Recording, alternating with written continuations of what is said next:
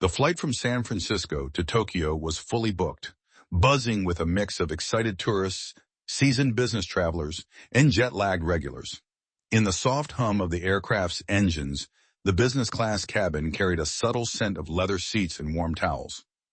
Everything seemed calm until the tension began to build in row 4. A young flight attendant, dressed immaculately in the airline's navy blue uniform, walked briskly down the aisle. Her hair was perfectly tied back, and her clipboard was clutched tightly in one hand. She stopped beside an elderly white-haired woman who sat quietly by the window. The woman's silver curls framed a gentle face, and her hands rested calmly on her lap. She looked like she belonged in a warm living room more than the plush business-class cabin. Without a greeting, the flight attendant leaned in, voice firm and unwavering. "Ma'am," she said, "I need to see your boarding pass immediately or you'll have to vacate this seat. The passenger assigned to this seat has reported their ticket missing." The elderly woman blinked, visibly startled.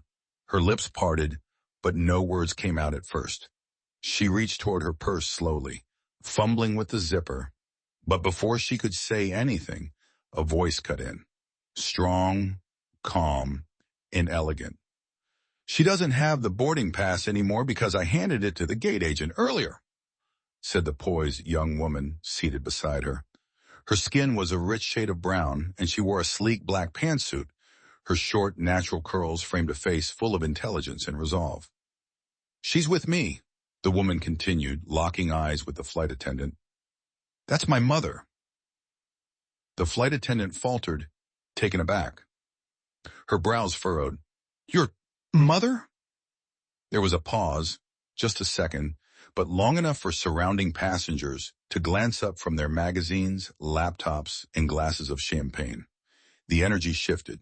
Eyes darted. Conversations quieted. The flight attendant's gaze traveled from the older woman to the sharply dressed young woman beside her. The resemblance wasn't obvious. In fact, there was none. Her tone grew slightly skeptical, though she tried to hide it behind professional courtesy. "I'm just trying to verify who's supposed to be seated here," she said. The younger woman smiled. Not the kind of smile that was amused, but the kind that masked the need to educate. "She's my adoptive mother," she said gently. "I was raised in an orphanage until she took me in. She didn't just raise me, she shaped me.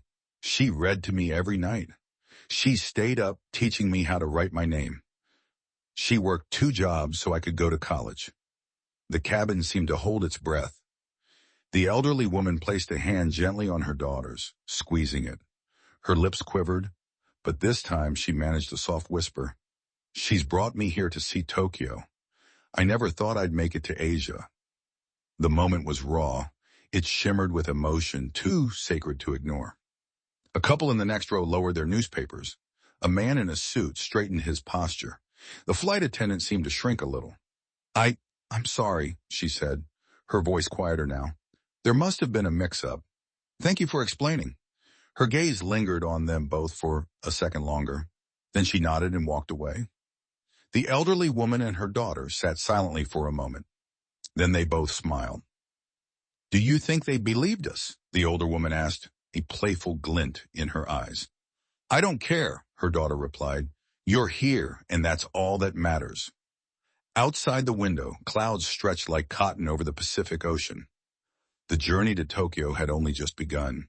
But for the 2 women in row 4, the real journey was one of memory, love, and unshakable connection. As the plane continued its climb, the turbulence settled into a steady rhythm. The dimmed cabin lights added a layer of intimacy to the surroundings.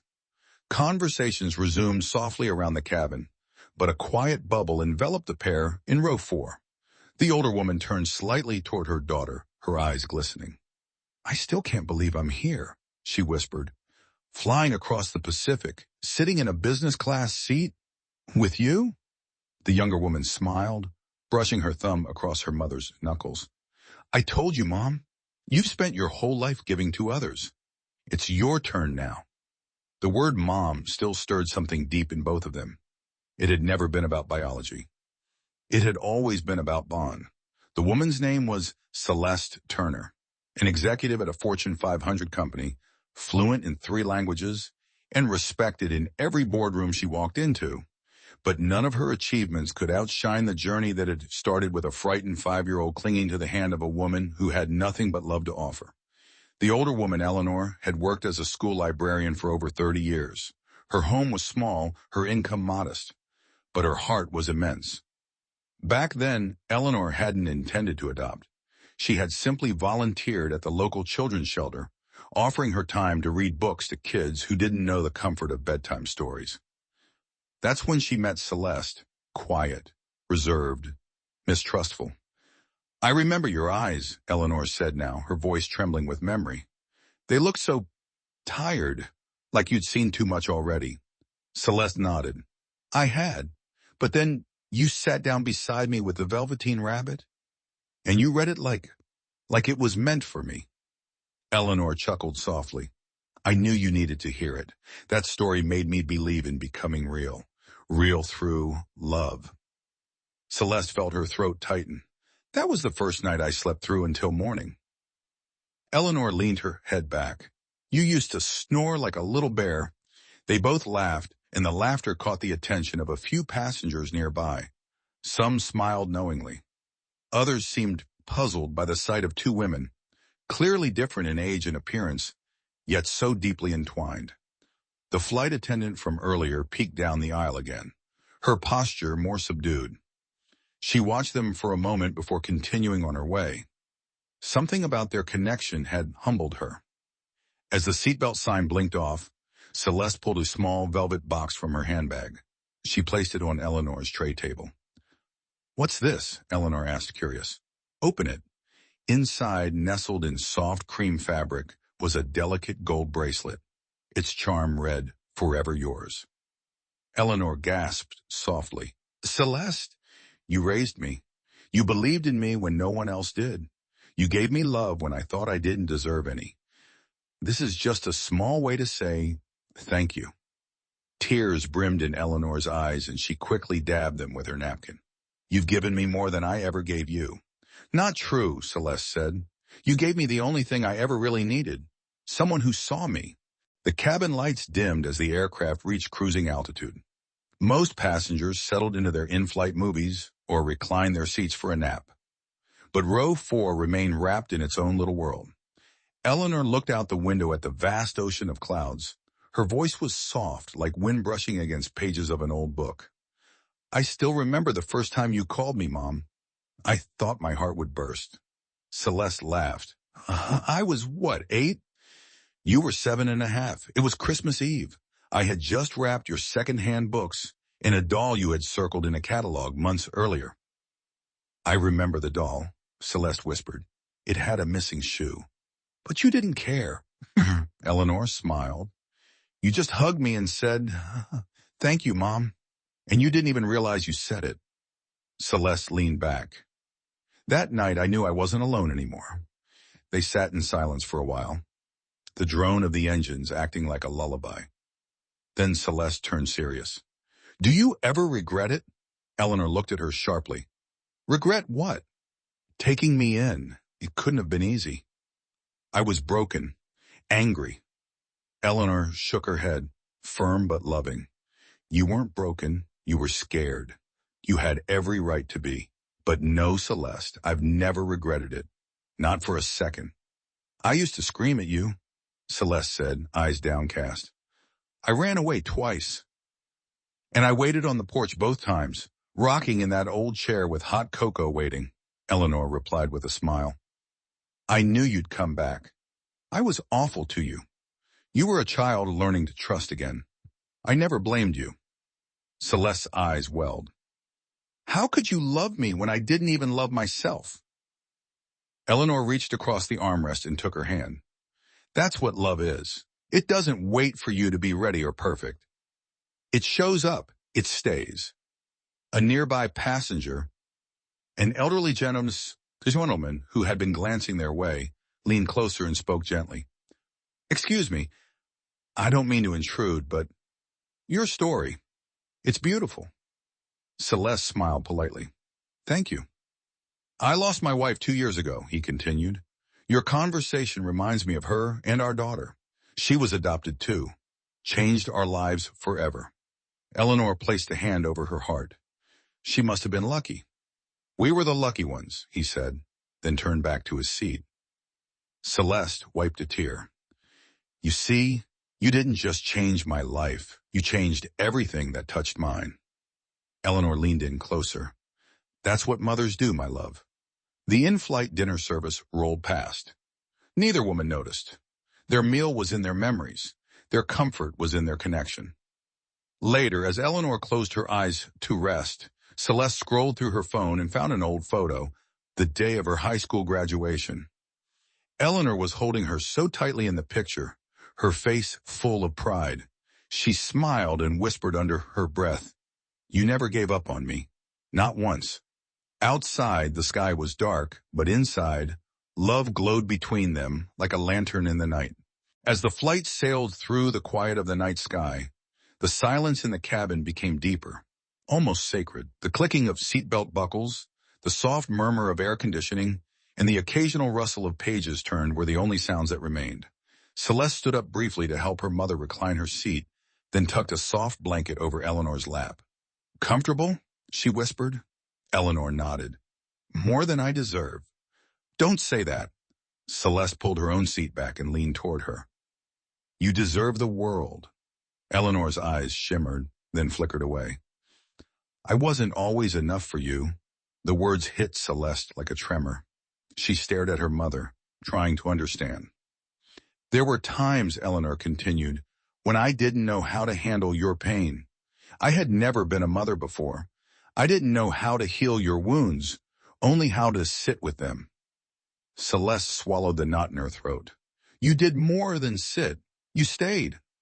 I wanted to do everything right, but I couldn't shield you from everything. Kids at school were cruel. Parents stared. People asked questions, like how could I be your real mother? And I didn't always know how to protect you from that." Celeste reached for her hand. "You did something even better. You taught me to protect myself." "But I let you down sometimes," Eleanor whispered. "And I lashed out at you," Celeste replied gently. "Do you remember when I told you I wished you'd never adopted me?" Eleanor nodded slowly. "Yes, you were 13. It broke my heart. I didn't mean it. I was just angry at the world, at myself. I was scared you'd leave like everyone else." "But I didn't," Eleanor said, her voice steady. "You didn't," Celeste echoed. "You stayed even when I gave you every reason not to." Eleanor chuckled quietly. "It's funny. I thought I was rescuing you, but it turns out you rescued me too." Celeste looked puzzled. "Before I met you, my life was quiet, predictable, comfortable. But it wasn't full. You brought meaning into it. You made me brave." Celeste blinked away tears. "You made me feel seen." Their hands stayed locked in that moment, no longer old and young, black and white, mother and daughter, but simply two souls who had found each other in a world that often tries to keep people apart. The same flight attendant from earlier approached, this time with a small tray of herbal tea. "For the two of you," she said softly, placing it gently on the armrest. "I'm sorry about earlier." Eleanor smiled warmly. "It's all right, dear." The attendant hesitated, then added, "I lost my mother last year. Seeing you two reminded me of her. The way you care for each other. It's beautiful." Celeste gave her a small nod. "Thank you for saying that." As the attendant walked away, Eleanor turned to Celeste. "It's strange how moments like this show us we're all more connected than we think." Celeste nodded. "Kindness leaves echoes. So does pain. But love stays." The cabin lights flickered into evening mode. Eleanor leaned her head against her daughter's shoulder. Celeste didn't move. She didn't need to. In that stillness, generations of hurt, healing, and hope wove themselves into the silence. And high above the world, between clouds and memories, they rested. Not just mother and daughter, but two hearts finally home. As the cabin lights slowly brightened to signal the start of descent, Eleanor stirred. Celeste was already awake, staring out at the morning sun spilling over a sea of clouds. Tokyo was less than an hour away. Eleanor sat up slowly, brushing a wrinkle from her cardigan. "How long was I out?" Just long enough, Celeste smiled, her voice gentle. You looked peaceful. I dreamed we were walking through cherry blossoms. Celeste grinned. You might get to do just that later today. The captain's voice came over the intercom, announcing their approach in the weather in Tokyo. Passengers began gathering their belongings. Some stretched, others yawned, and the soft clinks of trays and cups returned. The flight attendant reappeared to check on them. Did you rest well? She asked. Yes, Eleanor replied with a smile. Better than I have in years. The attendant leaned down slightly. You both made this flight unforgettable. Thank you. As she walked away, Celeste turned toward her mother. You know, I used to dread flying. The cramped space, the judgmental stares. But not today. Today we flew on something more powerful than a plane, Eleanor said. We flew on love. Celeste chuckled. You're starting to sound like a Hallmark card. I'm serious. Look around. People noticed. They felt it. Indeed, a couple across the aisle gave them a kind smile. A younger woman mouthed the word, beautiful. Even a child sitting a few rows back had peeked around his seat more than once, watching them curiously. You've always had a way of turning moments into meaning, Celeste said. Eleanor grew quiet for a second, then reached into her bag and pulled out an old folded piece of paper. I wrote this the week I brought you home. Celeste unfolded it carefully. The handwriting was soft and neat. Dear future Celeste, you don't know me yet, but I know you. I know you're stronger than the storm that brought you to me. I know you're wiser than your years suggest. I know you'll teach me more about love than I ever thought possible. And I promise, I'll never let go of your hand, not even when you're grown. With all my love, Mom. Celeste's hands trembled. She held the note to her chest. I saved it for this moment, Eleanor said. So you'd know I never stopped seeing you, even when the world tried to look away. Nothing. Tears welled in Celeste's eyes. She didn't speak. She couldn't. She simply leaned over and hugged her mother, burying her face in her shoulder. The plane began its final descent, and Tokyo's skyline came into view beneath a soft layer of clouds. As they taxied to the gate, Eleanor reached for Celeste's hand. Promise me something, she said. Anything. Keep flying. Keep taking up space. Keep reminding the world that love makes families, not blood. Celeste nodded, voice breaking. I promise. The seatbelt light clicked off. Passengers stood. Bags came down. Life resumed. But for Celeste and Eleanor, something had changed forever. As they stepped off the plane and into the Tokyo terminal, Celeste walked just a little slower, giving Eleanor time to take it all in. The buzz of a new city, the scent of possibility in the air. Eleanor looked around and whispered, It's even better than I imagined. Celeste smiled, and this is just the beginning. Hand in hand, they disappeared into the crowd. Two women from different pasts, forever bonded by a single word that carried the weight of a lifetime.